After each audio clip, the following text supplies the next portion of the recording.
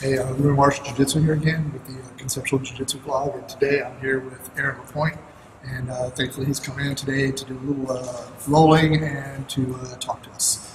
So thanks again, Aaron, very much. We wanted to get you in here for a while. So first, I do this with a lot of people I interview, and it's kind of cliche, but let's go ahead and tell me, just kind of give me a quick background. We'll obviously delve into it more, but kind of give me a quick, who is Aaron Lapointe kind of thing. Okay. Definitely. Grew up in Vermont, born in Waterbury, then went to high school in South Burlington. Did some martial arts when I was younger, started off with some Taekwondo, and then took a little break. And then when I went off to college, went to Boston University, decided that I wanted to get back into the martial arts. It's kind of funny. I remember I was looking through a magazine, I think Black Belt magazine, and there was a style on there. This was way back in 1991. And it was leopard kung fu, and they were showing some groundwork. And I thought that, wow, that'd be really cool to learn some groundwork. Yeah, so I ended up signing up at this Kempo karate school, and really enjoyed it. I didn't do a lot of groundwork, but it was a great experience. I was there for about 4 years, and then I moved back to Vermont, and I continued to train in Kempo karate. And it was just fortunate that the Kempo school that I went to had a jiu-jitsu instructor there. It was Julio Fernandez, one of Carlson's black belts. And he had moved out to Vermont, I think in the late 80s. And he was teaching at one of the Kempo schools. So that's how I got introduced to jiu-jitsu. That was back in 1996. And we've just been training ever since. Okay, great. So you trained mostly under Julio? Yes, I started under Julio. I was with him for 2 years, and then I moved to Chicago to go to graduate school. And when I moved out to Chicago, I started training at Carlson Gracie Junior School. Right. Okay. Great. So this is something that comes up, I think, a lot with people who've maybe done jiu-jitsu from the earlier period, from the 90s and 2000s, certainly Americans, which is they tend to have a background in the martial arts. I think a lot of sort of more modern jiu-jitsu do, they've only done jiu-jitsu. And I think sometimes they maybe look down on the martial arts a little bit because of that. I also think it colors like our view of jiu-jitsu sometimes too, right? Because we have other experiences. So, but it's just something I've noticed that's kind of consistent. But I want to talk to you about your black belt under Carlson. What was it, Carlson? What was it like training with him and with Julio? What's it like training those guys? I mean, they've obviously had such a big influence in the jiu-jitsu history of the world. Yeah, just great experience, right? I mean, that's one way to explain it. When I first started BJJ, I'll have to admit that I didn't really know if that's something that I'd be able to be successful at because of my disability. And just to give people some history, when I was 7 years old, I tore the brachial plexus in my right arm. The brachial plexus, it's a bundle of nerves between the neck and the shoulder. And I completely tore that. I fell out of the back of a pickup truck. So immediately afterwards, I lost all function of my right arm. Yeah, so I was a little, I was uncertain, whether or not I'd be able to do something, like jiu-jitsu. But I remember when I walked in and Mr. Fernandez was running the class, and I asked him, and he's like, "Yeah, sure, no problem." Jean-Jacques Machado, and he made me feel so confident. Right. And from the first day that I started training, he went out of his way where, he'd show a technique to the class, and then he would make sure that he'd figure out a way that I could do it with one arm. He did that for every technique. And of course, it requires someone on the level of someone like Julio to be able to do that. But he looked at it as a challenge, and he just put a lot of time and effort into me. And eventually, I became to realize that it was an art that I could become, successful at. Then when I moved to Chicago, Carlson Gracie Jr., great teacher there, a lot of great people to train with. Carlson Gracie Sr. moved out to Chicago in 2002. He lived there for 4 years until he passed away. And as you can imagine, with Carlson Gracie Senior being in Chicago, but just the talent that would come through on a regular basis, just amazing. Actually, I have a funny story that this was back in, I think, 2000. And Jiu-Jitsu was still kind of, new in the States, right. and didn't have as much YouTube and exposure to what was going on, in Brazil. And I remember Amari Bateshi came in. Mm-hmm. And this was, two-time absolute world champion, and a lot of people at the school didn't know who he was. Right.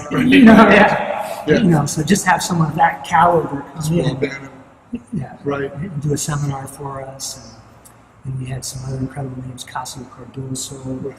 Marcelo Alonso, not to mention the great instructors that Junior had that helped him out at the school. So, one thing I know, like when my students roll with you, I think I try to focus on a very centered and controlled and heavy bass kind of style, and that's something that I'll notice with you is you're very hard to sweep in a good solid bass. But what would you say is, if there is sort of a defining characteristic of the Carlson Senior and Junior style, what would you say that it is, if there is indeed sort of a mindset that they have that you picked up? Well, definitely with when you think of the Carlson Gracie style, you think of takedown, pass, and submit. Right. Kind of a top-oriented game, a smashing game.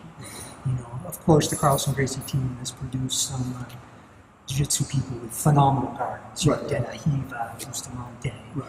Yeah, but traditionally, you think takedown, pass, submit. Of course, that was a little difficult for me. Right. Very difficult. So I had developed more kind of a guard game, but the ultimate thing, just survival. Right. And really, really learning how to develop good hit movement. And I remember Carlson Gracie Jr. told me something that was so important, that you can have the best offense in the world, but if your defense is weak, then you're vulnerable. Yeah. So from the very beginning, Junior really emphasized the importance of me developing a good defense, and a lot of that comes down to good hit movement. Just being aware of when you're in danger. Yeah. I definitely see. I always remember this story. This has always influenced my thinking. I was training with one of my instructors one time. He had injured his arm, so he was rolling with one arm tucked, and he let me mount it, and I couldn't submit it. And I remember that really struck with me, because I was like, eventually he's going to escape. He's going to get on top of me, and he's going to finish me. And what was the situation was, I had him in the best position he could have, and I couldn't finish him. His defense was that solid, and that really always struck home with me. If you develop that level of defense, eventually your offense will come into play. If you don't have that level of defense, then you're always kind of panicking. Are there so training, like you said, with the Carlson team, especially in Chicago? Yeah. Obviously, a lot of great names came through and trained there. Are there people in particular that sort of had an influence on you? Obviously, I tell people, there's not just your instructor that's an influence on you. It's other people at the school that had a real influence on you. Yeah, definitely. Some of my early teammates, assistant instructors, just to name a few. There was, the Vienna brothers. There was Jeff Neal, Pete Etzos, Jeff Rosevich, Carlos Rodriguez, Paulo Bezerro, and just a lot of people. Just tough guys, technical guys. It's funny with Paulo, he used to have a crazy workout on Sunday, just crazy cardio. And it was great, but it was very, very hard. And sometimes I remember when Carlson would come in and kind of throw his arms up in the air and yell at Paulo because the workout was too hard. But there was one year where I went to that Sunday workout that Paulo ran almost every week, and it was the best shape of my life. And that year that I competed, did very, very well. Right. So different people with different influences. What would a class be like, both at Julio's and at Carlson's? What would an average class would be like if you walked in? Yeah. Okay. Remember with Julio, the thing about Julio, very good on the self-defense, part of jiu-jitsu. So every class, Julia would show at least a couple standing self-defense techniques leading to the takedown to ground, and then some groundwork. Probably show about 5 or 6 different techniques, and then he would rotate through, a series of techniques. So you're always sure to see something multiple times and get trained enough. Right. I remember when I went to Chicago. There was big emphasis on sparring. Right. A lot of sparring. When Carlson Sr. moved out, sometimes what he would do is he would show a technique and he'd practice it for a little bit, and then he'd have everyone stop. You get in a circle and he'd pair people up in the middle, and you would have to apply that technique, against your partner for resistance. Right. So for example, say the technique was a triangle escape. Then, and if it was your turn to go in the middle, you get locked in the triangle, and then you have to get out. Right. And it was fun, but at the same time, pretty intense. Yeah, pretty nerve-wracking. Yeah, especially when you have people watching. Right. So that was a different way of training, and once again, a lot of sparring. So, being that you've trained at Carlson, you've trained at Julio's, and then being that you have to train in a slightly different way, what would you say is kind of your focus? What did you focus on? You said you're developing a good guard, of course, and very good hips. What are some of the other sort of adjustments you did? Yeah. Okay. Obviously, I had to start using my feet a lot more. So I became really, really good at using my feet to control, my partner, whether foot on the biceps, on the shoulder, use a lot of knee shield. Really utilizing my feet, along with the hip movements. I had to develop pretty good timing. Right. My game kind of changed a little bit over the years. In the last probably 7 years, and of course, a lot of this has to do with I've been training a lot of judo. Right. I've been working more on getting top position. Right. And that was something that Carlson Sr. really drilled into us when he came to Chicago, was that he really wanted us to play guard. Mm-hmm. He'd always scream at us to try and stand up. And sometimes you'd be like getting smashed on the bottom, and seniors like yelling at you to stand up. Yep. Yeah. So just really figuring out a way where you can get to your knees and Get to your feet. Yeah, get to your feet. Yeah, I'm obviously, we've talked a lot. I'm a big proponent about that as well. Because it does change everything. Right? In fact, kind of a funny story, I have a friend of mine who trains over in Europe, and he was telling me, like, everybody there passes standing, and he was having a really hard time dealing with this. And so what do? I said, does anybody there do takedowns? He said, no, we just pull guard. That's all we do here. So I said, easy, stand up. Yeah. I said, you stand up. The guy's going to look at you. He's not going to want to take you down, so he's going to sit down. I call it the cheap sweep, right? And he texts me a few days later. He's like, "Oh my God, it's worked so much. I stand up and they just sit down. There's your sweep." Standing up changed a lot.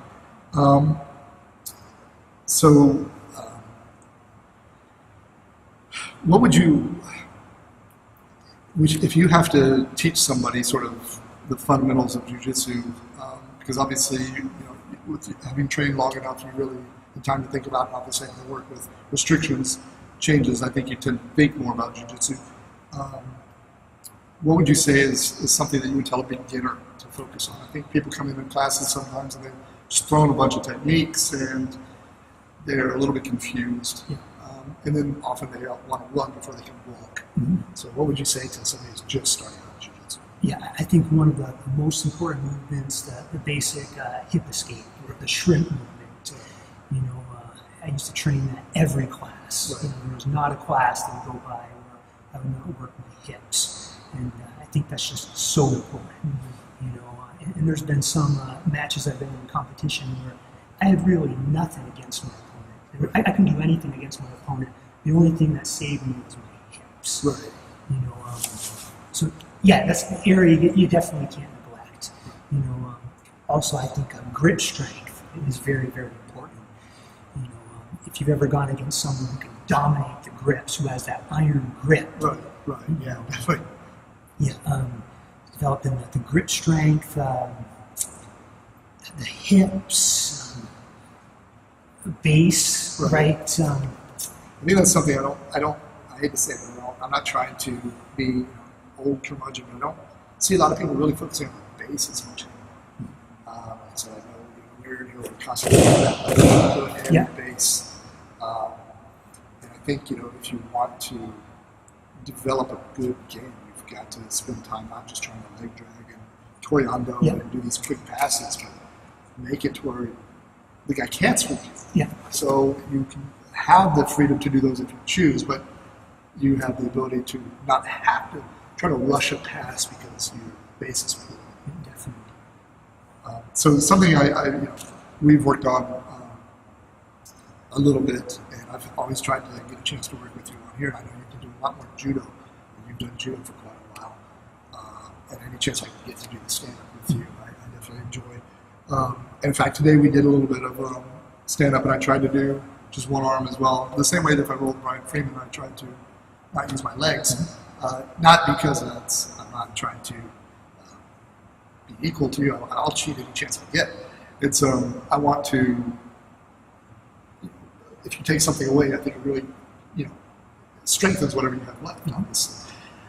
But it does open me up to weaknesses. Like a lot of times when I try to dominate 2-on-1 on one arm, and then work to the collar. But the problem is, if I only had one arm and then I tried to switch to the collar, you were blocking me before I could go to the hand of the collar. So I was like, wait a minute. And then of course you were blocking me getting collar grips. Mm-hmm. So a couple things I found was, how do you break grips if you've just got them? Okay. And that's what I was really having trouble with you when you were getting the grips, is I'm not able to use my other hands to break the grips. Yeah, definitely. And to be honest, I don't really break grips so much. If I'm on the ground, then I don't really worry so much if the person has the grips. Right. I just try to make sure they don't use those grips to their advantage. Right. And then I see if there's a way that I can take advantage of their grips. Right. Because usually if they're grabbing you with both arms, then they may be vulnerable in a certain direction. Right. Yeah, so I don't worry about it so much on the ground, unless the grips are putting me in a dangerous position. Right. Like obviously 2 hands in the collar, I'm in trouble. Right. Yeah, so in that sense, I am very mindful of the grips, where if I feel like I'm starting to get in danger, I'm going to kind of try and defend. But I'm not necessarily going to break the grip. Right. I'm just going to try and figure out how I can make their grips be less effective. As for standing, it's a lot harder, and I need to try and avoid allowing the person to get too solid grips. Right. Because too solid grips standing against my one grip puts me at a disadvantage. Right. So because of that, I've learned to use my elbow a lot, and I tend to take more of an extreme stance, where it's kind of hard for a person to. I was never able to get my other hand on it. Yes, and sometimes for them to get that second hand, they may have to step forward, and that could possibly set up an opportunity. Right, especially for like split sweep. Yes, yeah. Okay, because I was having a lot of fun with. Obviously it was a little frustrating, but it was also a lot of fun with that.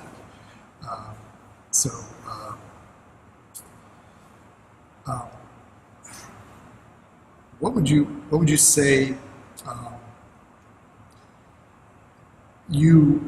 As far as your techniques that you've had to use, obviously certain things like cross collar choke, you're not necessarily able to do very well, or you have to modify it pretty extremely. Yeah. What sort of techniques have you gravitated towards because of limitations? Yeah, definitely. My best sweeps would definitely be a scissor sweep. I found that scissor sweep can be very, very effective. Probably one of my number one sweeps. All about getting the person off balance. And when you do it, you control the arm and not the collar. Right, obviously. control the arm. Yeah. Okay. Yeah, I found with the scissor sweep, you don't even need to grab the collar. Yeah. As long as you can get the person going forward. Have a lot of success with that. Also, I'm very big into using what I call push-pull sweep, but tripod sweep. Okay, yeah. That's one sweep that I've become very proficient at. I use a lot of hook sweeps from the butterfly guard. I found that over the years, I've got very, very good at using my hooks to kind of elevate the person. In terms of submissions, of course, the triangle, Right. you know, unlocks, chokes. I mean, I found that as long as you can get one hand in the collar, then there's a way that you can finish the choke. Right. You know, you just have to figure out, you know, what purpose would the second hand be serving? Right. You know, and if you don't have the second hand, well, you know, can you use a different part of your body? Right. You know, whether it's your leg, your hips, Your your shoulder. head, your shoulder. Right. Yes. Yeah, in fact, I'll link to the, you did a video for us on the lock choke. Yes. I'll link to that in this as well. Yeah, I think, you know, after injuring my knee, you know, I really had to change a lot of the way I did jiu-jitsu. And I think it really helped me as an instructor because I started, you know, before that I tended to be like, hey, just, you know, suck it up and go harder. And I realized now, like, you know, limitations will, they'll obviously close off some parts of the game, but actually open up a lot of parts of the game you might not have had to utilize because, you know, like guys I know who are super flexible, actually sometimes they have really crappy hips, so they don't need them. Yeah. They pull their leg and put it in the way, and you'll see like, they actually don't shrink, right? But once their, you know, flexibility goes away, then they have to start learning how to shrink, right? So, you know, I've always enjoyed, you know, I pass completely different now because I tore my meniscus, so I can't really cut my knee across as much anymore, or at least I'm scared to. So I think it is really important for people when they train. You know, I'm sure as a Carlson, many people do this, you know, with no hands, tennis balls in your hands, something like that. I've always found that really helps, you know, develop your game. Anytime you can find ways to explore other aspects. But coming back to the judo a little bit, how important do you think it is to cross-train in other martial arts as a jiu-jitsu person? And whether for competition or whether just for enjoyment of jiu-jitsu or whether to be a better jiu-jitsu player? Yeah. Okay. Me personally, I think a lot of it depends on what your goals are. Right. You know, what you're striving for. I think if your goal is to be you know, a well-rounded, complete grappler, then of course there needs to be an emphasis on the stand-up, you know, as well as the ground. And so ultimately, it comes down to what your goals are. You know, in terms of the best way to add something to your game. I think the key is you want to train with people that are proficient in that art. Right. You know, that's why sometimes, like in jiu-jitsu, it can be hard to learn judo if you're actually not training with judokas. Right. Yeah. You know, same thing like in judo, it can be hard to get very good BJJ if you're not training with jiu-jitsu people. Right. You know, so I think the key is to train with people that are proficient in that art. And also, I think it's very, very important that you're open-minded. You know, like when I started judo, you know, of course, I'd already been training jiu-jitsu for probably like 13 years. Right. You know, but I made sure that I went in with an open mind and I wanted to learn judo. You weren't just going in there to try to tap the judo guys. Right, yeah, not at pull all. guard and tap them. Yeah, because then it would have been pointless. Yeah, exactly. Yeah, and when I competed in judo, I made sure that I tried my judo techniques, you know, and I really tried to avoid going to the ground. Right. Yeah, unless I got the throw for ippon. That's what I wanted. Yeah. Right. Yeah. No, I think that's absolutely right because I was training with the UNC Judo Club for a while. I went in there and it was just, you know, I really wanted to learn judo and I believe I should train it as judo. I wasn't even trying to learn judo for BJJ. Yeah. I was trying to learn judo for judo. And one, I think you just enjoy it. Versus, you know, do a half-hearted tomonagi just so you get the guard and start hunting an arm bar triangle. It's ridiculous. But I do think, you know, I believe that other arts, you know, I was actually having this conversation with students earlier. I said, you know, one of the big things, of course, the second throws Kazushi. Yeah. Balancing. And I said, if you want to sweep somebody, you've got to do the same thing. You've got to work off balancing before you just try to do the sweep. You just try to power that one sweep. Yeah. That's the same way as trying to get a takedown without ever trying to off balance the person. So I think even the mindset will translate, even if you don't do the techniques, understanding a different concept and bringing it into jiu-jitsu. Definitely. So, is there anything you want to talk about? Or anything more? If anybody wants to reach you, what's a good way they can reach you? Yeah, I mean, I do have a Facebook. Okay. So Aaron Lapointe? yeah, Aaron Lapointe. It's okay, I link to it? Yeah, definitely. Yep. I believe my address on Facebook is still listed as Fort Thompson, but since then I've moved to North Carolina. North Carolina. Yeah, so now I'm living in North Carolina. Anyone, feel free to reach out to me.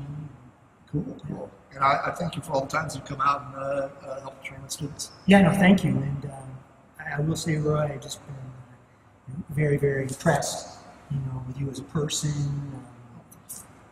From day one, I was impressed with your technique and also just how open you were, to allow me to come train at your school. Training with your students has been a great experience. I feel like the first day we met, it was really funny. We were at the combatives room. Yeah. And I felt like I had a really good rapport with you, and I appreciate that. I've really gravitated towards people in the jiu-jitsu community. I've tried to gravitate towards people who have a positive influence, and it's always nice to meet some Carlson guys who are really close to, there's nothing wrong with people who are many steps away, but it's always nice to talk to somebody who's close to one of the founding members of jiu-jitsu, just because you get a different experience, a different outlook. Thank you so much. All right, thank you very much.